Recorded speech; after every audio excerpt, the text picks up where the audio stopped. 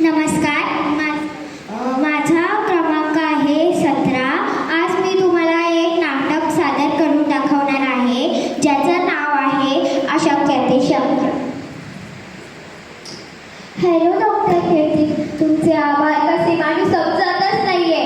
किती पैसा खर्च केला, किती डॉक्टरांना भेटले, पण काही झालं नाही। पण तुम्ही शेवटपर्यंत प्रयत्न करत राहिले आणि आज माझ्या बाबांना जीवनदान दिले। Thank you ma'am. तुमच्यासारखी मुलगी आणि डॉक्टर असायला नशीब लागतं। धन्य आहे तुमचे आई वडील, ज्यांच्या घरी तुम्ही जन्म घेतला। हो, ते तर माझं कर्तव्यच आहे आणि मला तर सवयच आहे अशक्य गोष्टी शक्यात उतरवायच्या। ते कसं काय?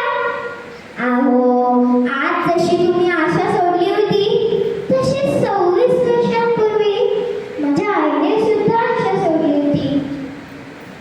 म्हणजे जेव्हा 26 वर्षांपूर्वी हॉस्पिटलमध्ये बाळाच्या रडण्याचा आवाज येत होता, तेव्हा बाळ कसं आहे, बाळाची आई कशी आहे, यापेक्षा बाळ मुलगा आहे की मुलगी आहे, हा प्रश्न सर्वांना पडला होता।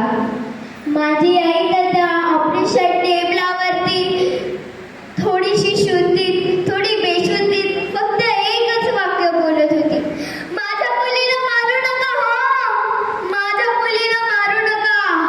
तेवढ्यात डॉक्टरांनी माझ्या बाबांना प्रश्न केला की त्या अशा का बोलतायत। तेवढ्यात माझी आजी बोलली, अहो वंशाला दिवा पाहिजे ना, आणि काय आयुष्याला ओझ, तिला शिकवा, मोठी करा आणि नव्या घरी पाठवा, मग आमच्या वंशाचं काय, ते काय नको, आम्हाला पोरगाच हवाय आणि मुलगी झाली तर, हे डॉक्टरांनी सांगितले, ते बघू आम्ही आमचं काय करायचं ते।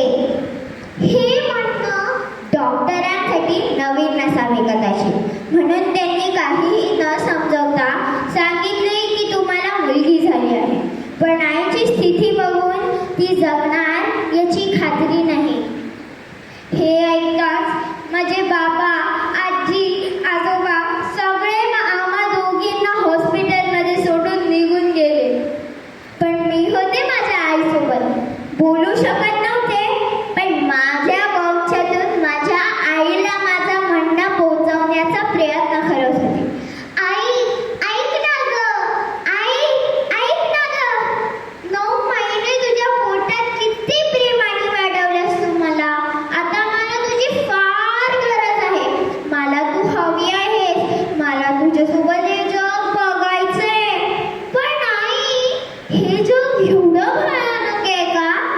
तुझ्या पोटात तर फार छान होतं, सगळे किती आनंदी होते, तुझे आणि माझे किती किती लाड करायचे, मग आता काय झालं? मी तर तेच बाळ आहे ना, मुलगा किंवा मुलगी झाल्याने काय फरक पडतो? आई, ऐक ना गं, मला जवळ घे ना गं, अगदी घट्ट मिठीत घे ना गं, आई, ऐक ना गं। आणि तसं काय माझ्या आईला माझ्या भावना कळल्या, ती शुद्धीत आली आणि तिने मला घट्ट मिठीत घेतले आणि मग नंतर तिने निर्णय घेतला की ती मला एकटीने सांभाळेल। आज तिच्या कष्टामुळे आणि तिच्या कर्तव्यामुळे मी एक डॉक्टर होऊन या जगाला दाखवून दिलंय। माझी ओळख मुलगा किंवा मुलगी यापेक्षा माझे आईचे कर्तव्य आणि माझे प्रयत्न याने आहे। तिने कधीच मला हार मानायला शिकवले नाही, तिच्यात मला पाठीशी लहानच्या बाळाला घेऊन लढणार